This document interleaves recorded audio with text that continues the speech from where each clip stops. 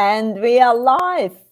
Welcome, everyone. Hello and welcome. It's a kind of cold winter day in Melbourne, but it's a time for another exciting episode of IT Career in Australia channel. And tonight's topic is IT career growth strategy, thriving versus surviving. So thank you so much for finding some time to join me this evening. Please don't forget to introduce yourselves in the comments. Let us know what you do and join our conversations with your questions and comments. Or at least please say hi in the comments, because if you're not saying hi in the comments, we don't know that you're here, and it's kind of sad that we're just talking, and no one commenting. So please make sure to give us the hi in the comments. I'm Jana Martins. I'm currently working in IT consultancy, so I'm passionate about learning more about the present and future of tech industry, and I'm always happy to share my latest findings with you on this YouTube channel. Again, tonight we're going to talk about IT career growth strategies, thriving versus surviving. And Johnathan is going to share, his valuable insights. We're going to talk about how to get out of your comfort zone and manage your fears, taking some strategic control of your career, managing your KPIs, managing your performance review, and putting it all together to define your career roadmap. So if you know anyone somewhere who need to hear this, make sure to share this video with them or tag them here so they can join. Before I pass it over to Johnathan to introduce himself, just want to quickly remind you, as usual, we're streaming live on LinkedIn, Facebook, and YouTube. If you miss a stream, don't worry, you can watch the replays by subscribing to my YouTube channel, IT Career in Australia.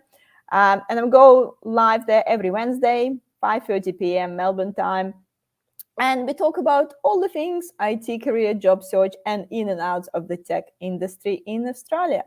And if you want to make sure that you never miss the next show, please join my meetup group to receive the invites for upcoming events.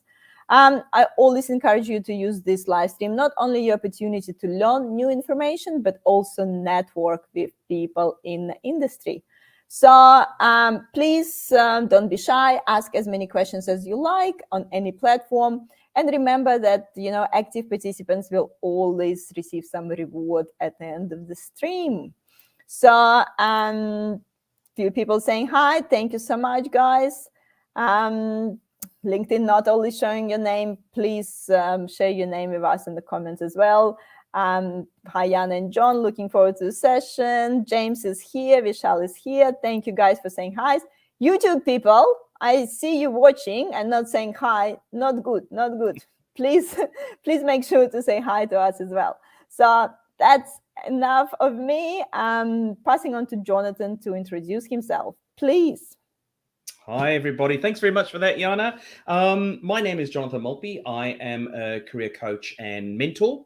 I specialize in career management strategies, career performance, and personal branding. And I am passionate about helping people find clarity in terms of themselves, clarity of their purpose, clarity of their career direction and path as well. A little bit about my background. I've been running my coaching practice for about 10 years. I come from a recruitment industry where I worked in the IT recruitment in Melbourne and overseas as well. And so what I do is I basically help people get to where they need to go and remove the obstacles that are stopping them from achieving what were achieving their goals. That's about me. Yeah. So really happy to be here tonight, Jana. Thank you. Thank you, Johnathan. So it's not the first time we're having conversation with Johnathan, and obviously every time it's a huge success. So thank you, Johnathan, for joining me again tonight. I like, that when you did the introduction about yourself, you said a lot about clarity, and such an interesting word in terms of, sometimes you're so struggling about finding some clarity, but not realizing that finding clarity is a journey by itself. And we get so frustrated sometimes at oh my God, I don't know what I want to do. I don't have a clarity. But you actually need to set the goal to yourself to find the clarity. Absolutely. So it's actually a goal by itself. That's part of the journey as well, is helping people get that, especially if you're in trying to grow your career and go for new jobs or anything else like that, a lot of people go, what am I? What am I bringing to the table? What makes me valuable? What are my skills? And, there's a lot of noise in people's heads that stop them from having that clarity. So being able to cut through that noise to really kind of define your professional identity is one of the key things that I think is really, really important to kind of growing your career, is figuring out, what am I working with here? What am I? And how do I present that to other people? And how do I grow my visibility in the industry so that, job opportunities come and find me instead of me always going out to look for those. And sometimes I look, I think it's a really small percent of people who actually know exactly, where they want to be in their career. And sometimes I'm like, then I look at some person who wanted to be a doctor, in the primary school and been doctor for life. I'm feeling like, they're so lucky. They knew what they want to do and they just go towards their career. But in reality, I think 95% of us been always questioning and thinking do I really want to do this? What's the next step? Is it something I want to do next? So I think it's quite normal to have all these doubts and unclarity, and there is no point of being upset about it. Sometimes you're getting upset, we're sitting there I don't know what I want to do. That question about what do you want to do in the 5 years of from now, just put you in a complete some people know that. Some people like that. I wasn't one of those people that knew that. I had 9 different career changes before I found what I call kind of my vocational calling, which is really in coaching and mentoring. And I love Mondays because I get to do the things that I absolutely love. And I've been doing this, I think 8, 9 years now, and it never gets boring. It never gets old. And things develop and progress. But I think careers are one big adventure. You don't have to do one thing and then stick to it. And it's fine to change your mind. I don't believe there's anything as a career misstep. I think it's just part of the journey, and you can always correct it at a later stage. You can always come back and find something else that gets you excited for a Monday morning. Definitely. And I think, the first thing that we want to discuss today, it's in our title. Yeah. What's the difference between thriving and surviving? Yeah. So, and I think you already mentioned it, how do you feel about your Mondays? Absolutely. I tend to find that people kind of fall into 3 categories when they ask this question, how do you feel about Mondays? Or the other thing is it's 6 o'clock on a Sunday night and you got work the next day. What is going through your head? I find that people the one group of people going, oh no, I'm dreading work tomorrow. And this is when you're just surviving, when you're dreading work. You've got anxiety. It robs you of a good night's sleep because you're not looking forward to Mondays. And the second group of people is usually people yeah, I can take it or leave it. It's neither here nor there. It's not good. It's not bad. It's just kind of sitting in the middle. That's not really thriving. And then the third one is where people go, you know what? I can't wait for Mondays because I get to solve the problems I love to solve. I'm feeling like my work is purposeful and gives me meaning. I get to work with an awesome group of people in an amazing environment. That to me is how do you, that's thriving. Unfortunately, so many people fall into those first 2 kind of categories. And we all want to be in this third category, Well, it's wouldn't it be would it be great if all of us just be couldn't wait for that Monday? I know. And I was in that situation as well, dreading Mondays. I think also surviving in your career is, when you're feeling drained, you're it's all about energy. What gives you energy, what takes energy away from you. And if your job just leaving you drained and overwhelmed, well, then you are just surviving in your career. Because if you're thriving, then your job and what your career is doing is actually giving you that energy as well. So that's another part of surviving, is where you're going, oh man, I'm just feeling so drained and tired all the time. That's surviving. Yeah, and we kind of surprised, why by Friday night, I'm just done and don't want to do anything, and how all these people still have energy to go out and. That's really it. It's it's what fills your cup. It's about that. Is the work purposeful? Is it meaning? Is it exciting? Is it challenging though as well? Because if it's not challenging, we get bored, and we get bored, we stagnate in our careers as well. And Surviving is also where you're not being present. This is a thing that a lot of people do. They're either living in the past because they've got guilt or regret, or they're going back to situations, or they've got anxiety and dread, which means they're living in the future. But I think a career that really thrives is one where you're actually embracing the present. You are sitting in the present and you're going, what is here? What is now? And I think that's where the good stuff kind of happens, because the past is gone. There's nothing you can do about it. The future is not even happened yet. The only thing that you've got right now is that present. So focus on that if you really want to thrive. What's right in front of me that I can take advantage of?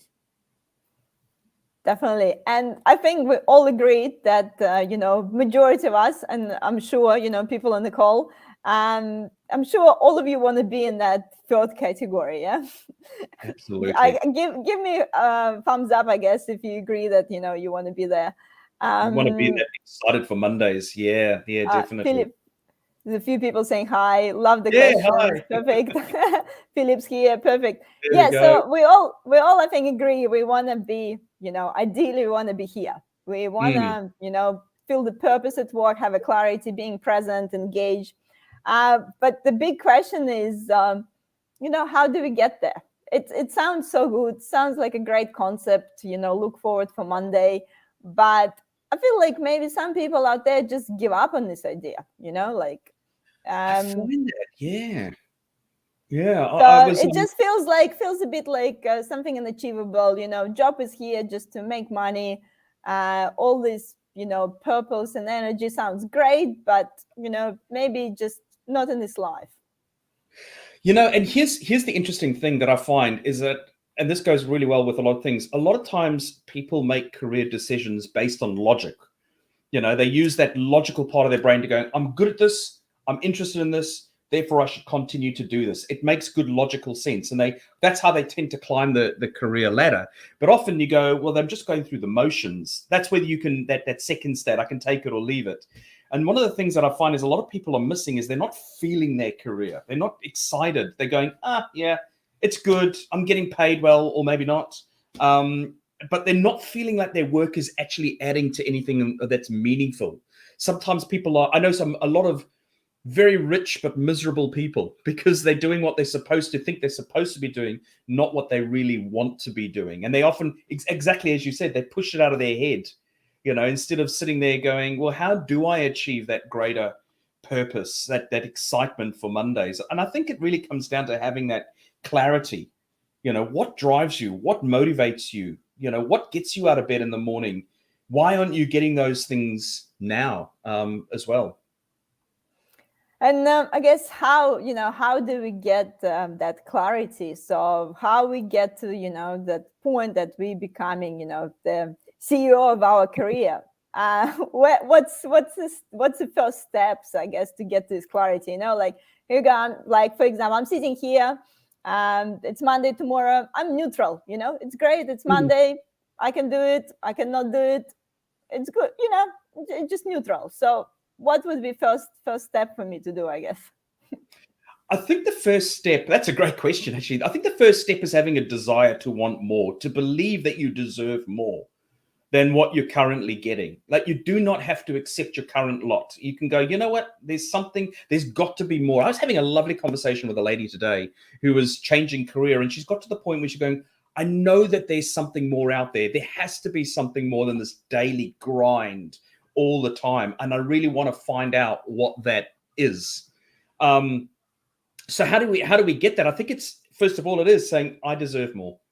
I want more. How do I get more? And asking the right questions, and maybe getting someone like to help you along the way. You don't have to go along this journey to finding your purpose by yourself. You get the support from people around you who've done it. Go and talk to people who are really enjoying their careers, who are excited, and find out, well, what did you do to find that? The more information you can find, the more kind of soul searching you do, the more you're going to get closer to finding that. And by the way, purpose and meaning doesn't just stay the same. It changes. What was purposeful and meaningful to you to 10 years, you might have outgrown that. And that as your life changes and you have different experiences, you grow with that as well. So I don't think finding purpose and meaning is that one thing. I think it changes over time as well. So yeah, being the CEO of your own career is the start, and that means just taking control more than anything else. And I'm actually curious, people who's watching us, how many of you like were clear about that you're going to work in IT? Yeah. So, you were at school and you're like, I'm definitely going to university. I love coding and I'm going to be, I don't know, software developer, or I'm going to be, I don't know, DevOps engineer. How many of you there had that clarity from the beginning? I'm just even curious to know. And if anyone on the call had this clarity from the beginning, or went through all this, soul searching and trying to understand and try to logically think what's a good next step, and so on. Okay, so first we need to have a desire, yeah, to change. What's next?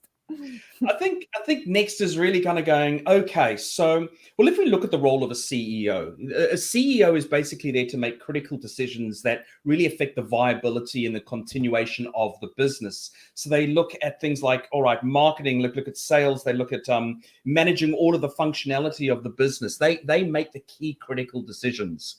And I think using that kind of mentality to apply to the career, like, it's a mentality of like, I'm going to run my career like a business, which means I'm going to take strategic control and make career management decisions like a business would. And this is applying a much more strategic way, because if we're not strategic, if we don't have goals, then we tend to drift or stagnate in our career. So you things could be like, well, how do I want to manage my career? In other words, like, how do I want to manage my own personal brand? How do I want to manage my reputation? What roles interest me? Where do I want to go with this? Who are the people I want to kind of associate with? Where do I want to go? And how long do I want to take to get there? How am I going to market myself as well? I think it's a mentality thing, because I think thriving in our careers isn't just a doing thing. It's a mentality, it's a thinking thing, and a feeling thing as well. Like feeling like you've got the mindset of thrive, as opposed to a mindset of just eking out an existence and just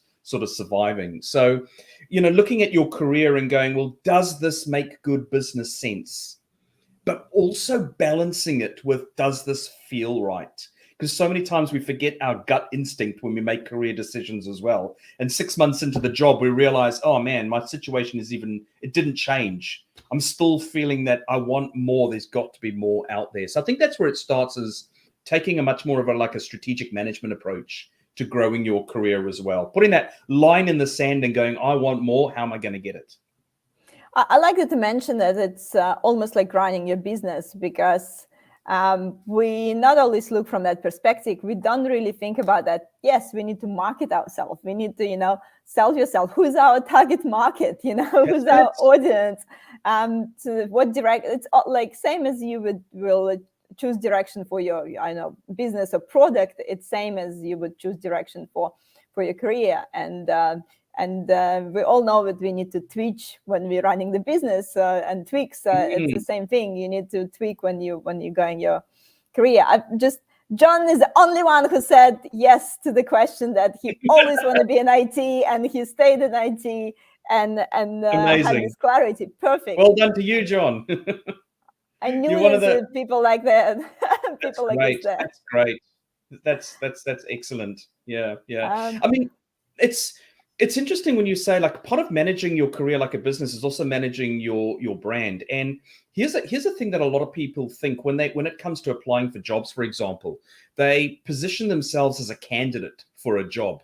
Now, that might sound logical because you are a candidate for a job. But here's the thing. A lot of people kind of wave their CVs around or their LinkedIn profiles going, hire me. But that doesn't differentiate you from everybody else doing exactly the same thing.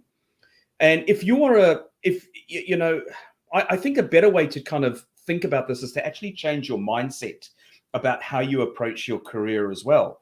You want to think about it this way. All companies have problems.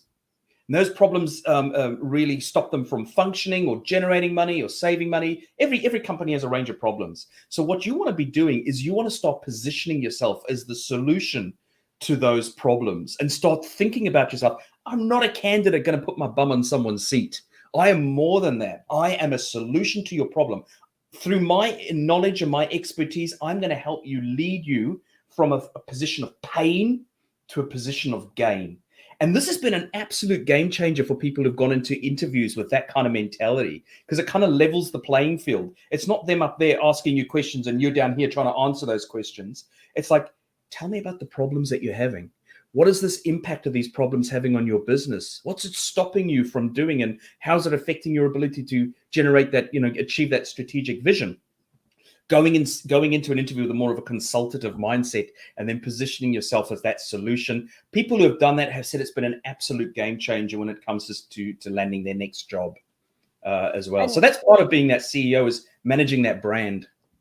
Yeah, I always kind of also tell people, instead of thinking that they choosing you, think about it that you choosing your next company. It's not you going there for them to choose from you and other candidates. It's you who's go and choose what you want to do. So, and just thinking about this way help you to position yourself and help you to run the conversation differently. Because exactly what you said, and no one likes those interviews that it just comes to like pure answering the questions based on the job description. That's it. People want to engage to this conversation and understand you more and understand your personality. And yeah, absolutely. But on the flip side, we all know what's going on now. There is a lot of redundancies happening. There is a lot of uncertainty. People get redundant, contracts get canceled, and things like that. So we're thinking about that thriving career and what we want to do, but at the end of the day, we want to pay our bills as well. So how to find this balance that we want to do something exciting and be excited on Monday morning, but on the same time, it's a bit of a fear about what if I lose my job and I won't find anything in the same field. I need to learn something that in demand, and all these kind of other things coming in the mind. Well, I think managing fear, everybody's got fear. Everybody's afraid of something in their life. But here's the interesting thing about fear, is that fear actually doesn't exist. Fear is something that we create. Our minds create fear. If you look at a particular situation, all right, I look at a situation often as an inanimate object. The object doesn't know whether it's a good object or a bad object. It just exists. As human beings, what we tend to do is we attach an emotion to a situation.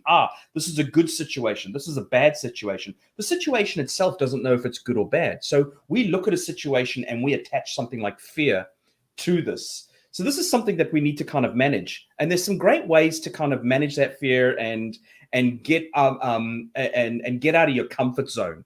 Because as I always say, like, no growth ever happens in a comfort zone. Our brains are wired for comfort and sanctuary. We seek it out on a daily basis. But spending too much time in our comfort zone, well, that leads to stagnation. Stagnation leads to frustration, and frustration leads to happiness. So we got to find a way to gently get out of our comfort zone, but at the same time, also do a little bit of future proofing of our careers as well, especially in this time of uncertainty. So I always say, even if you think that you're safe in your job, always have a CV ready to go. Always have an updated LinkedIn profile. Always keep an ear and an eye to the ground for opportunities, and let other people know that as well. Nothing worse than not being ready for an opportunity. I always kind of look at it as, let's say that you're standing on a platform and there's a train coming. All right. And you're standing on that platform, and in the distance, you can see that train. You're going, oh, the train's coming. Awesome. I'm going to go home. I'm going to pack my bags, and then I'm going to rush back and jump on that train. And you do that, and you get back on the platform with your bags packed, and that train is left. You can see the back of it in the distance. You go, I missed the train. You want to be standing on that platform with your bags packed for that train of opportunity to come. And it can come anywhere and from any place. Miracles can happen. And I've seen it too many times. Where it just drops out of the sky, but it means you've got to be ready for that. That's why having a good elevator pitch, being able to communicate and talk about yourself, being able to understand what your skills and expertise are, most importantly, being able to understand and communicate what your value is, goes back to those problems that you can solve for organizations. You want to be crystal clear and have clarity around those things. And then make sure that your branding material, your CV, your LinkedIn, your elevator pitch, if you're a coder, make sure your GitHub is up to date. If you're a designer, make sure your portfolio is up to date at all times. I've seen so many people miss out on opportunities and have that train leave because they weren't standing on the platform packed. So that's one thing that you can do is expect the unexpected. Don't become complacent. Also, probably want to add to your list, stay in touch with your network, because we know some people only get in touch with your network then they actually need a job. Yes. Then they're in a job, they're all good, they're just doing their thing. Once they don't have a job, then they reached out to your network, and then you kind of like have to rebuild this relationship. But if you constantly in touch, so you don't even like worried about losing a job, because you know that there is a few opportunities out there waiting for you if something if something go wrong. And plus, in IT industry, recruiters quite often call people, and I'm kind of always surprised and people really abrupt and just kind of hang up. All you need to do just to tell a recruiter your elevator pitch, just tell them the 2 minutes of like, I'm not looking at the moment, but ideally like that's what I want to be like in the next year, and maybe I'll be interested. Call me in 12 months. You can just say that. That's right. So much easier to say that than just kind of like hang up the phone, because you never know. There's a great saying I heard many years ago: you catch more flies with honey. So if you're building, think about building your networks before you need them. Because I remember, when I was a recruitment consultant, phoning up people being abrupt, and then a few years later they come back to me because they've been made redundant. Well, I'm going to remember that. I've got a very good memory for that sort of stuff. So politeness. Now, here's another thing about networking. There's an old saying, and this is kind of like my mantra. All right, there's an old saying that goes, "It's not what you know, it's who you know." No ways. That's old. That's outdated, because it's not what you know. It's not who you know that's important as who knows you. That's why there's the power of networking, because you are 10 times more likely to land a job in an organization when you have been referred in. So if someone refers you into an organization, you're 10 times more likely. You become a known in that organization, as opposed to applying cold where no one knows you. So I would say there's a great opportunities to raise your visibility, get known. If you're in Melbourne or anywhere, like I believe Melbourne, for example, was built on coffee granules.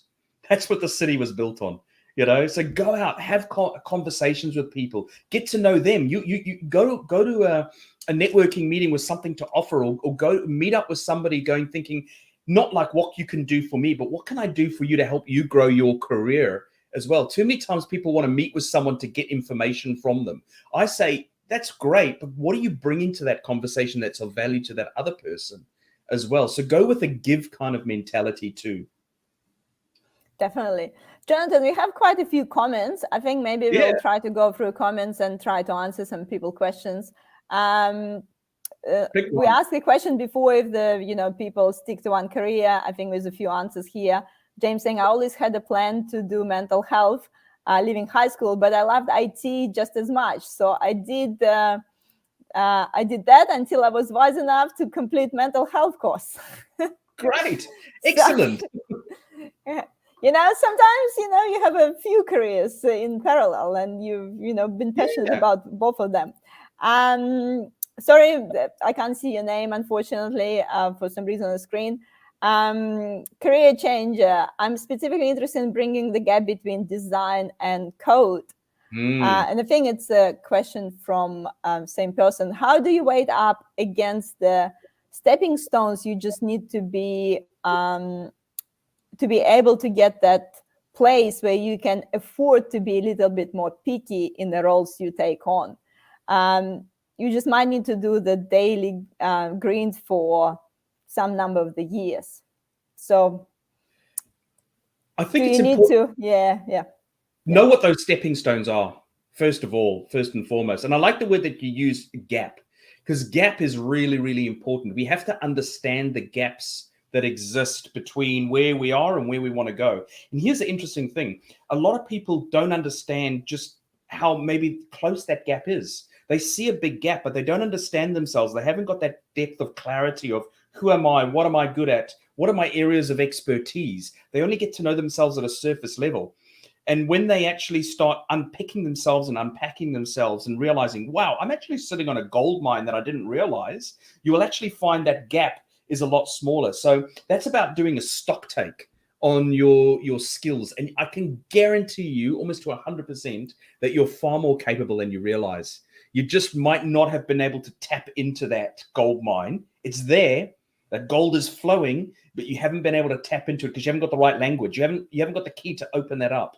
And that's what I love working with people, is to help them unlock that gold mine. And my God, when they actually see it, they go, holy cow, I didn't realize I had all of this inside of me. What the heck am I doing in this job? I should be pitching myself way higher. And that's where I've seen people just go boom in their careers, when they really understand the gap is not as big as I thought it was. And there always is going to be gaps. Now, here's the other thing that people do when trying to move into a different area, is they do lots and lots of courses and lots of qualifications, but they don't capitalize often on what they've already got because they haven't done that stock take.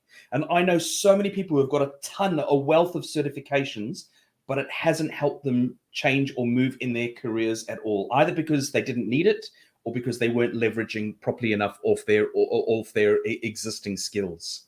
So do that stock take first and foremost to go, what am I actually working with here, in order to make that career change?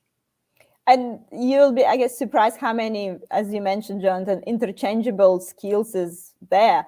Because I also, through my interviews, I run quite a few interviews where people share their career changes, like they move from, I don't know, I'm trying to find the example here.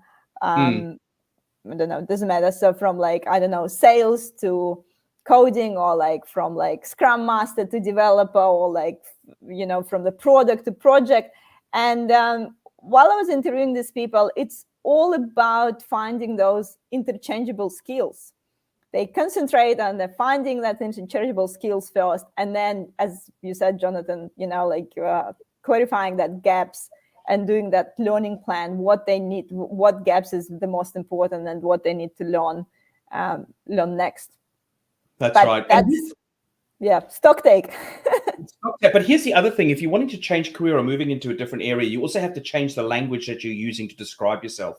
Because so many times people use the language where they've come from to describe themselves, and they use industry jargon from that side, but don't talk about themselves where they want to go and use that right language. So it's almost like you've got to apply a new set of terminology and jargon and language to describe yourself. Be the language of the place that you want to go to, not where you've come from. Because language is the big connector. As a recruiter, you know that we're looking for keywords in a CV that sound like the part that we're trying to fill, isn't it?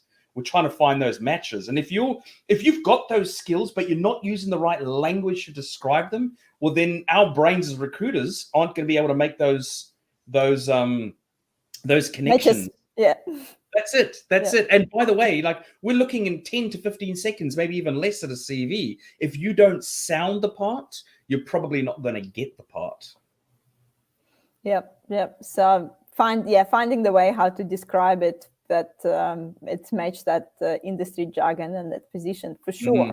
So we have quite a few more questions. And sorry again, I can't see your name. Maybe just post your name in the comments so that we know who we're talking with. I think, Johnathan, that was when you were talking about sort of positioning yourself as a solution to the company. How would a junior be able to position themselves in that way? I look at finding a job in terms of looking at partnership, but the minute we hit the technical component, it's a hard sell. What are you doing to upskill yourself? That's my first thing. You always need to be working towards a goal. And if you're a junior, that's great. Keep going, because everybody started off as a junior. You don't have to pitch yourself as a junior. They usually figure that out in the interview, or by doing, for example, a coding test or something like that. But you want to be able to say what is that you bring to the table. Now, here's the thing. You can only be what you are, okay? Because recruiters, we're going to see through those other things as well. But you've got to think about, what problems am I great at solving, and how can I help the organization do that and solve that? So a technical component, yes, you don't know everything, but as long as you've got the right attitude, I think is right. It's like, what are you doing to fix those gaps? Are you doing some courses in the evening? Are you doing maybe some boot camps? Are you reading about something? Are you constantly, maybe if you're a developer, what are you building in the side? I always I always when I was a recruiter, I always wanted to know, what are you building in your own time, or you're just doing it or treating it as a job? Because I want to see the attitude more than anything else. There's a great saying out there that we used to use: hire for attitude, train for skill. You can't teach people to have the right attitude. They've either got it or they're going to have to learn it sometimes the hard way. So I think I'd need to have a little bit more context. But looking for a partnership, go with what you can offer. How can you make them better, even if it's your attitude and your hunger to learn and be part of it, and go on that journey with that company towards their growth as well. I think it's Diana who commented, so we got the name, so we can Great, thank you. have a name. These are great questions. And I think Diana also saying, like, I've blocked recruiters who treat me that way now. I get that as a junior, I probably don't present with a lot of value for recruiters, but that's just today. So my value to you will only increase, and you will lose. Yeah, look,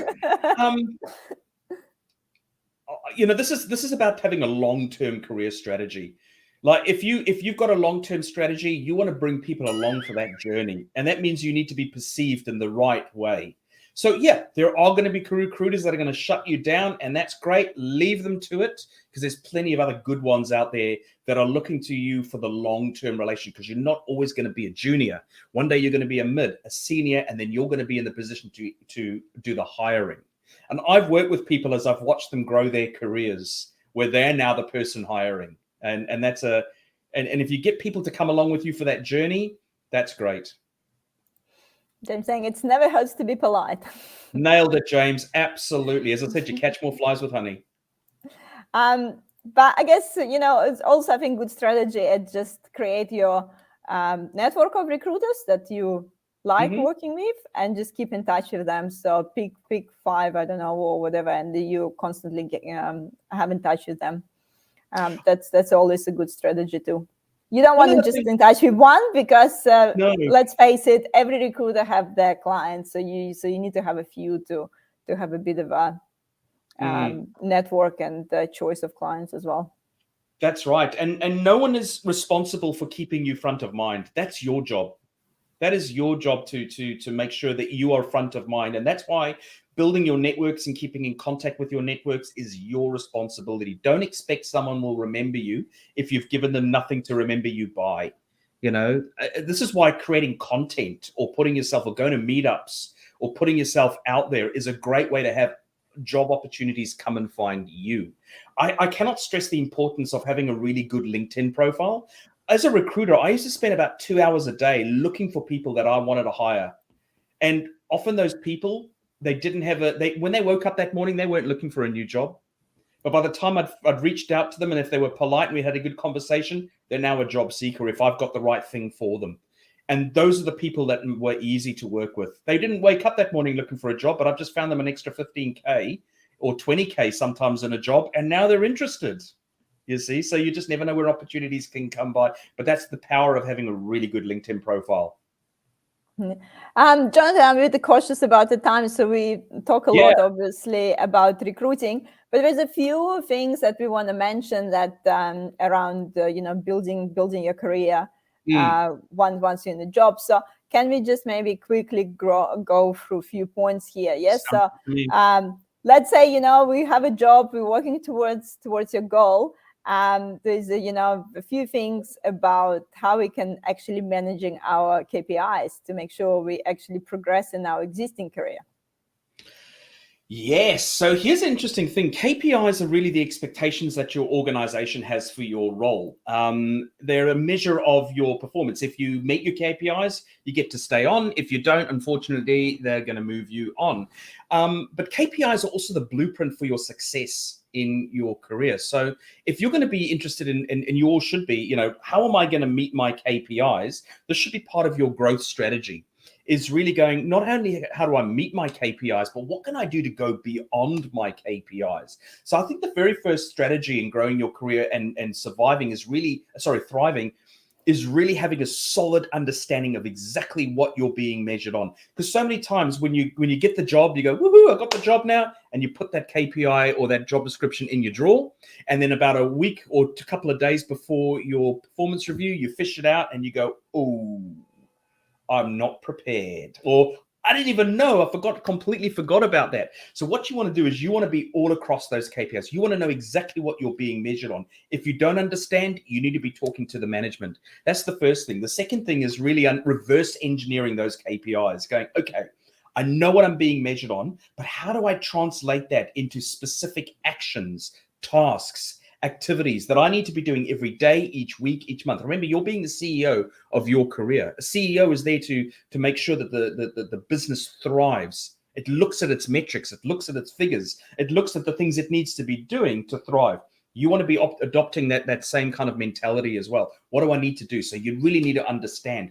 The next thing about managing your KPIs is looking at those gaps and doing that gap analysis. So you want to look at those KPIs and go, all right, if I continue the way that I am right now, all right, which KPIs am I going to hit? Excellent. I need to make a note of that so I can continue to do that.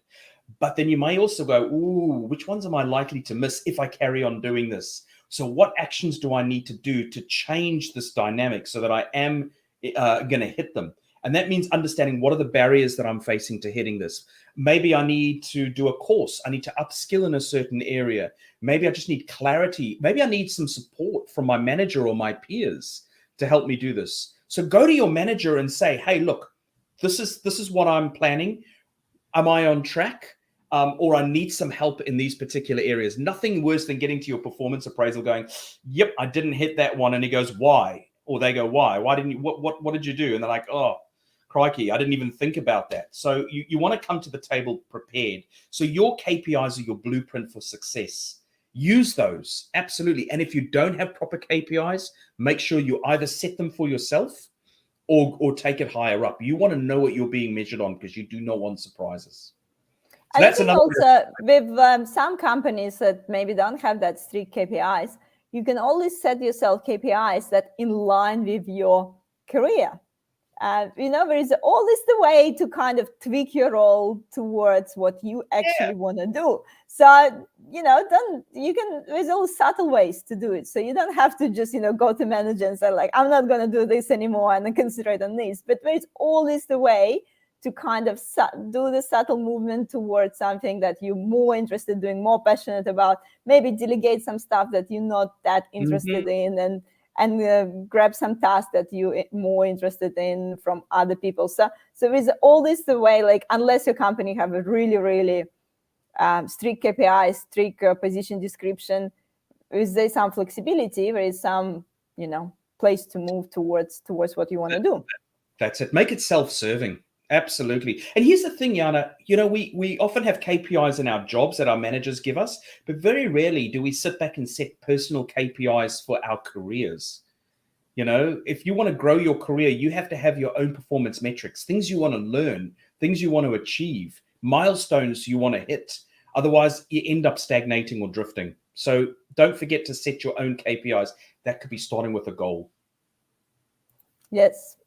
Writing down the goal, you just can start with the writing it down. So as long as you write it down, it's already a goal. Once it's written down, break it to steps, it's already a plan.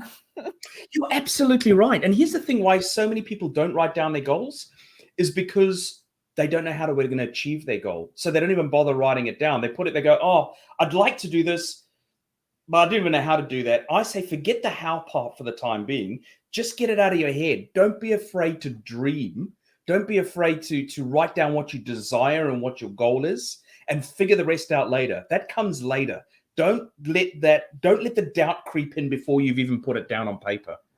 Because when you put it down from paper and you start seeing it in front of it, you can start to manifest it in some way. Your subconscious will also start figuring out how to do it as well. I love that. Definitely, Jana, you've got to write it down. Good point.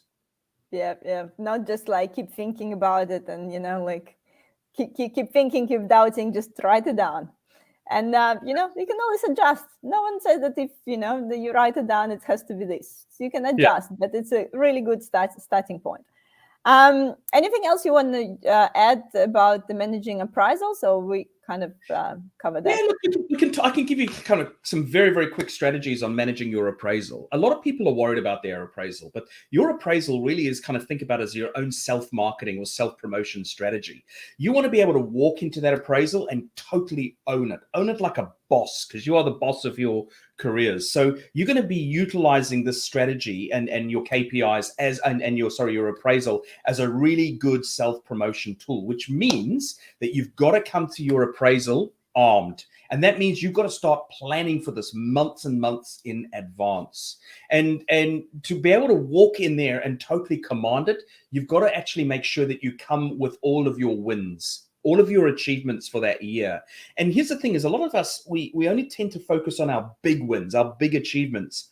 And we forget about the little ones. But the little achievements add up and they can be just as powerful as your big wins. So one of the things I always say is keep a record of your achievements. Maybe it's you nailed a bit of code. Maybe you troubleshot something. Maybe you had a breakthrough with a customer or a client. Maybe you had an impact on the business, like you streamlined a process, or you found something that was clunky and you made it work better. You know, don't be modest. One of the biggest problems that hold people back in their careers, especially in their performance review, is modesty. They're overly modest. My God, a business is not shy to promote how good it is. Neither should you.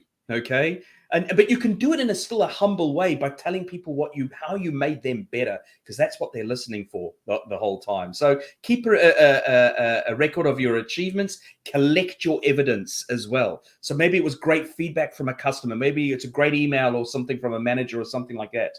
Keep all of that together as well. And also go to your appraisal with goals as well, and reflections, like what worked well for you this year, what have been the highlights of your year so far. Maybe some things haven't worked out, so you want to come to your appraisal going, and this is what I've been doing to fix it, as opposed to going, I totally stuffed up, I've got no solution.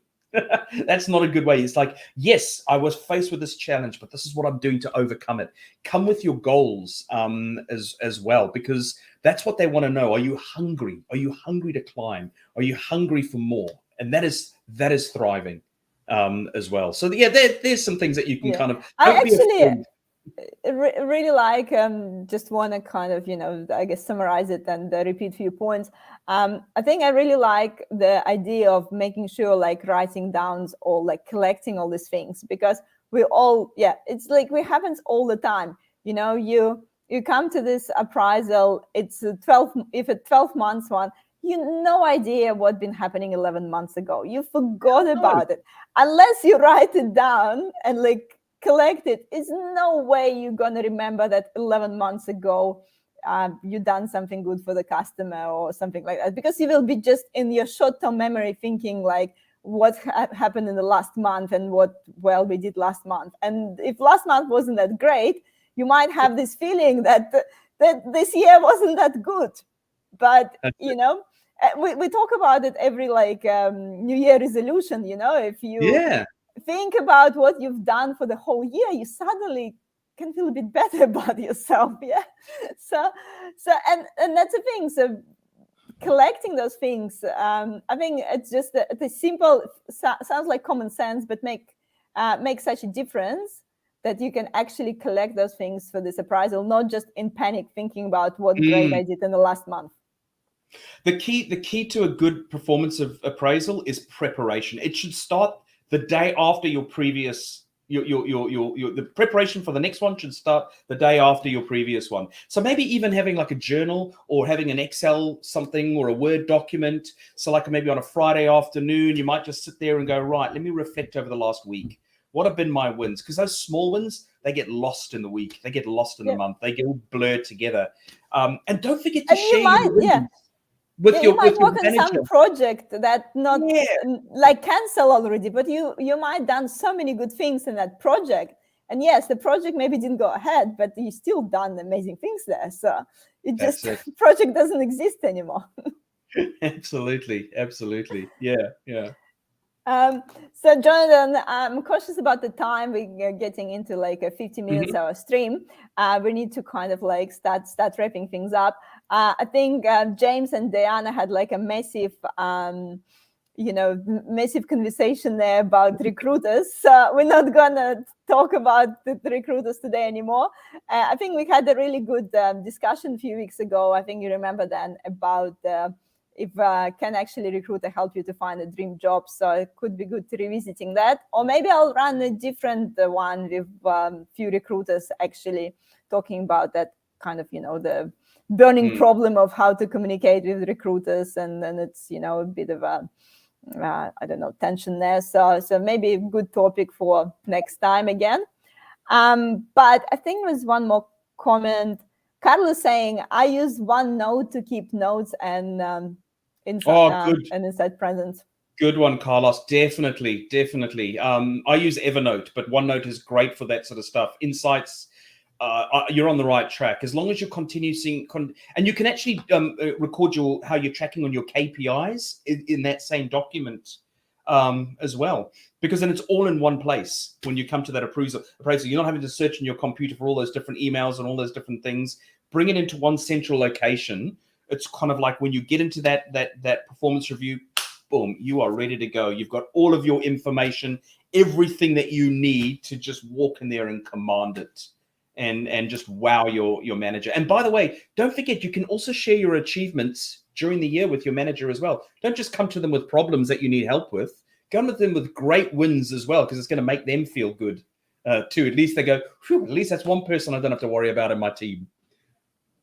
Yeah, definitely. And I think there's one question about KPIs from James. Can career KPIs or personal business plan change according to personal and company development? Of course, I guess it's changed all the time. That's it. You need to constantly evaluate that to make sure that it's still alignment with your values and where you're currently at. If it's not serving you anymore, definitely change it. I always say, career goals change quite. I think it's always good to be working towards some sort of goal, but these can change as you develop. Don't be held back by something that you don't connect with anymore. So do, and that's why it's a good idea to continuously review those goals. Like you said, write them down, review them every couple of months to saying, is this something I still want? Is it something that I'm still fired up and excited about? Because if it isn't, then you're just chasing nothing. It's not worth the time and effort. But that was a great question. Yeah. Thanks, James. Yeah. Annie has a great comment as well. Also ask people you work with for their feedback on your work. Yeah, it's coming back to this being modest, because sometimes we feel a bit, like we don't want to talk ourselves up. But if we go to our colleagues and they remind us about some great things that we did, that's always feels good. Annie, we're often the most hardest people on ourselves. We are often much harder than our managers are, and we tend to sometimes downplay ourselves, where we'll find that maybe our managers and maybe our peers will actually, turn the dial up on us, which is good. But getting feedback is really good, because it can also help reveal blind spots that we cannot see, whether it be a negative blind spot or a positive blind spot as well. Thanks, Annie. Yeah, definitely. I'm a bit cautious. There's no comments from YouTube. I'm a bit surprised. I'm just thinking, when I don't get comments from one of the platforms, I'm thinking maybe something wrong with the platform. Guys who's watching on the YouTube, like if you can just type hi or something just to check if YouTube comments working, that will be really helpful for me. So please do that. So because Facebook and LinkedIn is working, so I'm just a bit concerned about YouTube, but. And of course, subscribe to my channel. Don't forget, if you're watching on YouTube, click the subscribe button, usual stuff. Yeah. Johnathan, I think here goes Sam saying hi. Thank you, Sam. So YouTube is working. People just a bit modest on YouTube. Thanks, so Sam. And he's saying, I have a lot of email feedbacks from Thames and other colleagues. It helps. Absolutely. Good. Keep those emails in one place that you can actually print out and take to your manager as well. Sometimes just forwarding on a nice email to your manager is good. Hey, got this great feedback today. Thought you might want to know. So don't be too modest and go, oh, that was nice. Freaking capitalize on that stuff. Yes. Highlight. Yeah. Frame it, highlight it on the wall around your desk. Celebrate those wins, no matter how small they are. Definitely. So we have 5 minutes left, Jonathan. I think we jammed so much information in today's live stream. We just all the topics in one. So let's just quickly summarize. Yeah. So we talk about a lot of things. Thriving, managing the fear, looking for clarity, managing KPIs and appraisals. We didn't really have a chance to kind of talk about the defining of the career roadmap, but maybe let's just summarize what you already told us to do, and how we can kind of incorporate it all together. So it all goes back to having a goal. It's having something that you're working towards so that you can avoid that stagnation or drifting in your career. Because as I said, when we stagnate or drift, we lose energy, we lose motivation, and we start dreading Mondays. So to keep yourself energized in your career, always have some sort of plan that you're working towards. Also, part of your plan is going, well, where do I want to end up in my career? Where do I want to go? And then how am I going to get there? And that's a lot of the work that I do with people, is actually planning and plotting all of those key things that you need to be doing to get to where you want to go. We break a goal down into specific actions, and then we monitor those to make sure that you are on track. And if they need to adjust, we do that adjustment as well. But I think if I had to quickly summarize, always be working towards some sort of goal. It could be a certification. It could be working on new initiatives or projects. It could be climbing the ladder. It could be going for a promotion. It could even be going for that dream role. Always be working towards something to keep you engaged and loving your career. Nothing worse than falling out of love with your career. And don't be upset if you don't get clarity straight away. Clarity sometimes comes like a surprise. It's those aha moments that come from along the journey. That's right. Yeah. Sorry, my phone keeps ringing today. I'm so popular. Diana saying she has some problem of leaving comments on YouTube, so I need to check it. Thank you, Diana, for pointing it out. So maybe it was some problem in the beginning of the stream. Before we wrap up today's session, also, guys, just wanna quickly do an announcement for next week. Next week, it's the 28th of June. I'm gonna just run a Q&A session, so it will be. So I hope you're all super inspired now after Jonathan's conversation. You all want to thrive in your career. So I'm gonna run a really specific Q&A session where I'm gonna talk about basically that simple screening interview.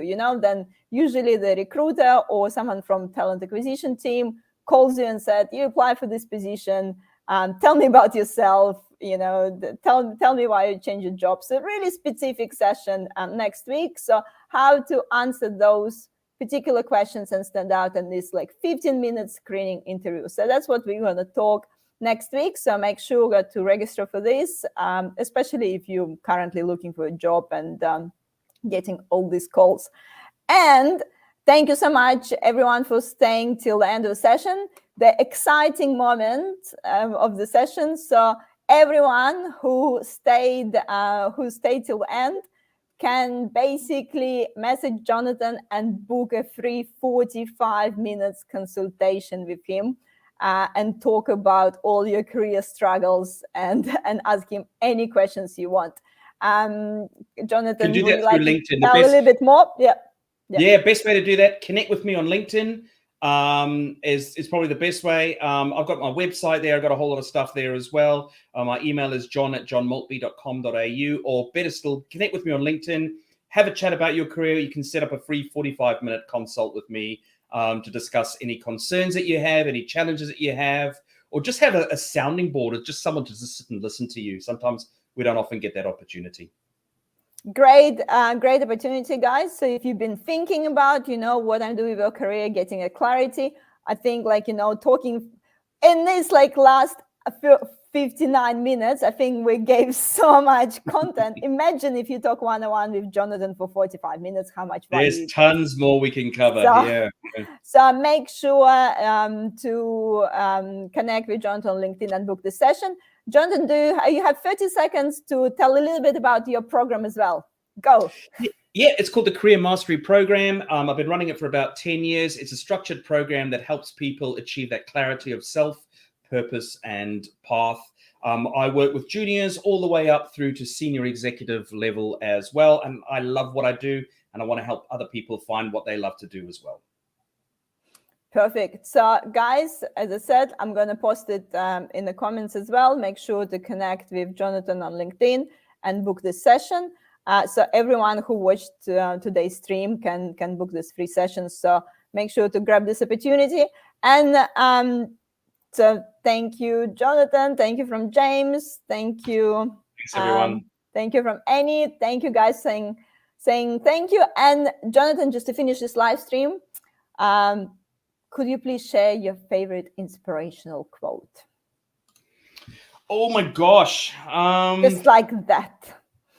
Just put I you think on the that spot. the best one is whether you think you can or you think you can't, you're right. And that was Henry Ford. I love this one too. Yes, guys, everything achievable. Just start believing in it. And, if you say you can't do it, you're right. If you say you can do it, you're right as well. So thank you, everyone. And I'll see you on the 28th of June. Thank you. See everybody.